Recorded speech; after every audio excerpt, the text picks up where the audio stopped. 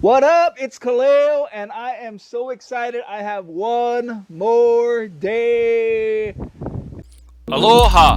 Follow me as I share with you what I learned back on the sales line. I'm Khalil McCabe, and this is Sales Story Ninja. What up? It's Khalil, and I am so excited. I have one more day. And it comes out. My affiliate cash framework program is coming out tomorrow. It drops tomorrow. I am so excited. What I wanted to do is kind of talk about affiliate marketing. I know I've been throwing that word around a lot lately, and I've been kind of talking about it. But the question is, what is affiliate marketing, and kind of what are some of the issues we have with it? I know the long and the short of what affiliate marketing is. It's sales, basically. Your job is to go out and sell somebody else's product, okay? And you develop a relationship. Some places just welcome everybody to sell it. Other places, like, you have to be a certain caliber, a certain status, or you got to interview.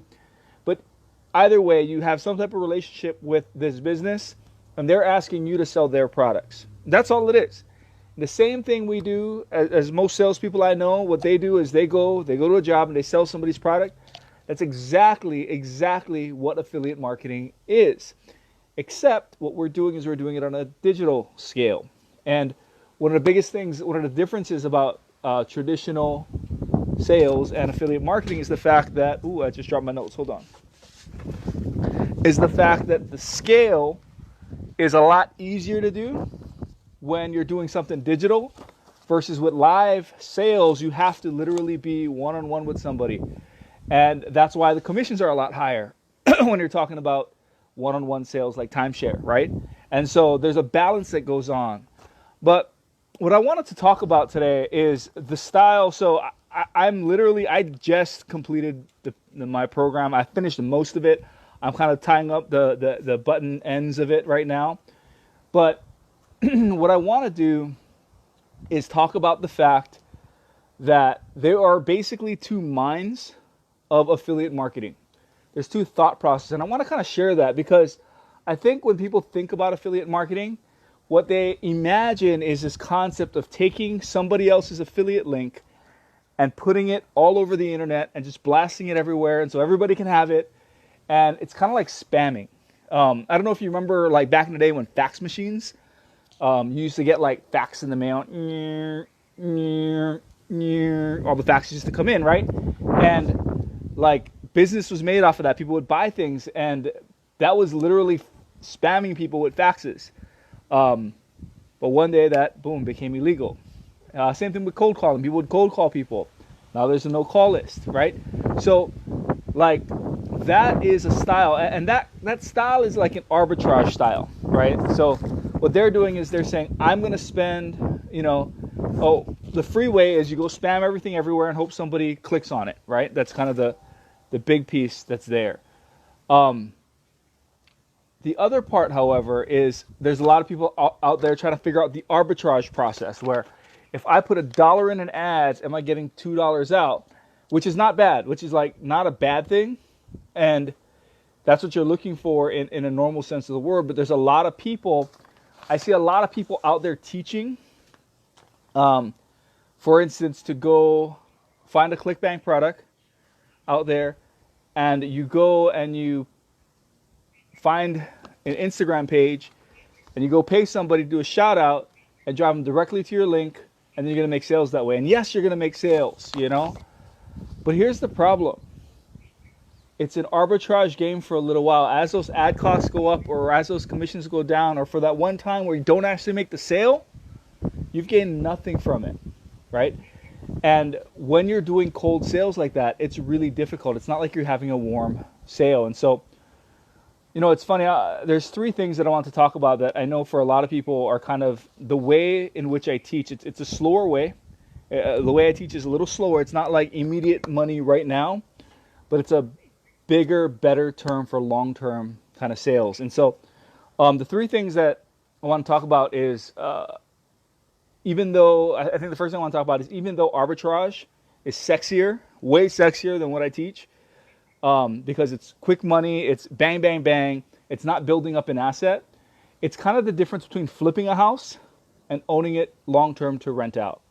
If you're just going to flip the house, you're going to make some money. It's going to be sexy. It's going to be pretty nice. But you no longer have an asset that can continue to feed you.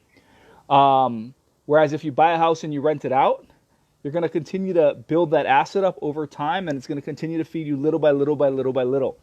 That's what it is in the way I teach. The way I teach has to do with building an email list. It's really the foundation of everything I do. And yes, there is an extra step or two sometimes with that to build the list. But here's the problem. At the end of, let's say I drove 100 people to my page, okay? And let's say 2 people purchased out of the entire 100. But of that 100, 30 to 40 of them put their name on an email list. I now can continue to market to those 30 or 40. Does that make sense? And hopefully down the road, something catches them that they decide to buy. Whereas, if I just sent all 100 directly to my link, I might have got a 3rd sale or a 4th sale. But I will never get to talk to those 100 people again. And that's a difference in the mindset of what it is that I do in the style that I do it. It's not sexy, it's not fun, but it's one of those things that will continue to be able to provide value long term because you're building an actual asset.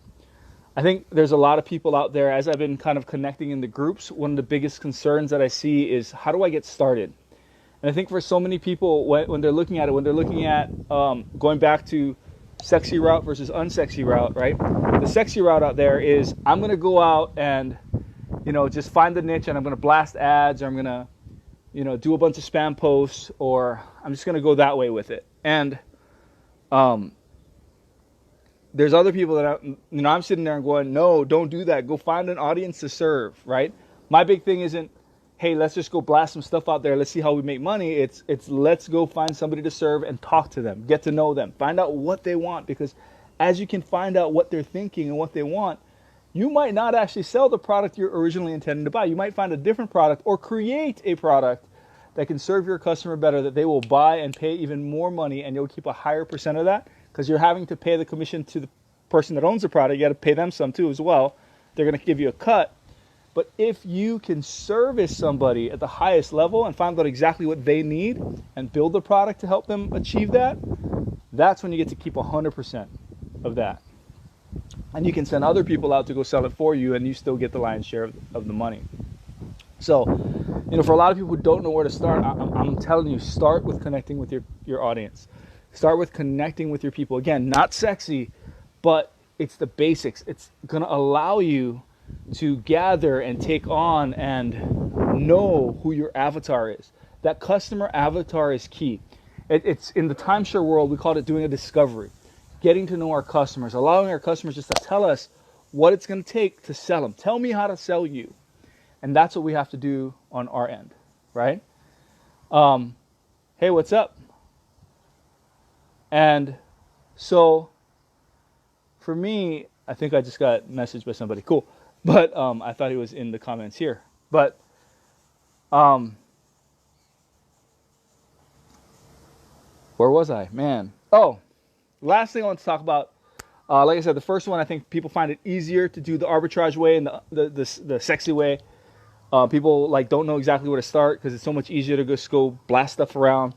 I think at the end, the third part is the old school sexy way is to just how do I get traffic?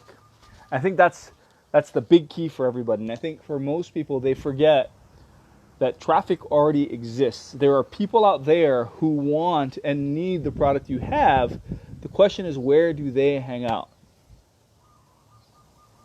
That's the question. Where do they hang out?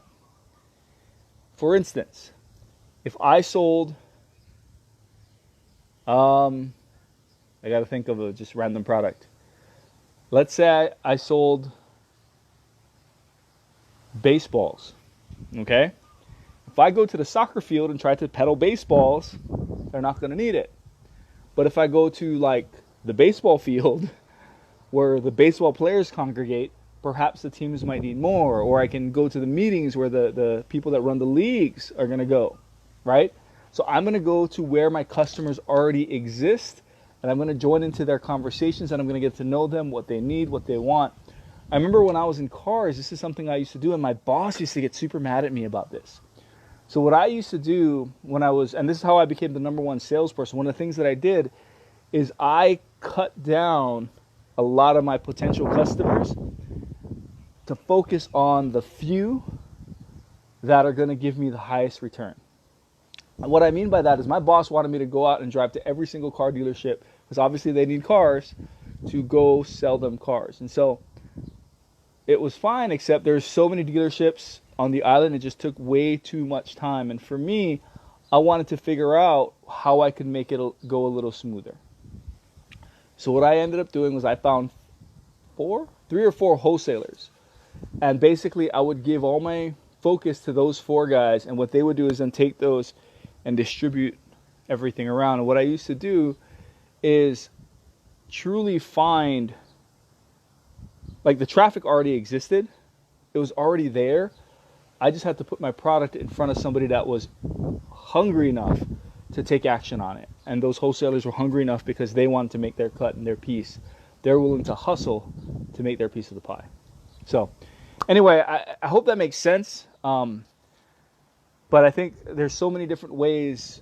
I think I should have changed my product name to Unsexy Affiliate Marketing, because that's kind of what I teach. It's kind of what I do. So, but anyway, I just want to share this with you guys. I'm excited.